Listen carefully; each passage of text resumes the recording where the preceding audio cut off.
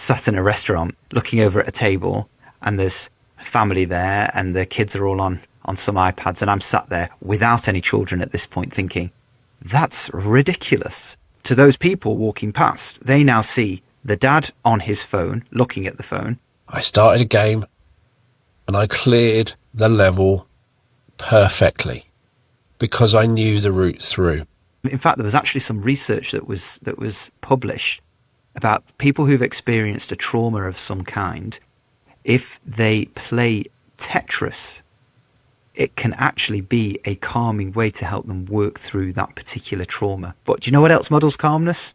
Screens. Because screens don't argue with you. Screens don't shout back at you. Screens do what you say. Screens will meet you where you want to be.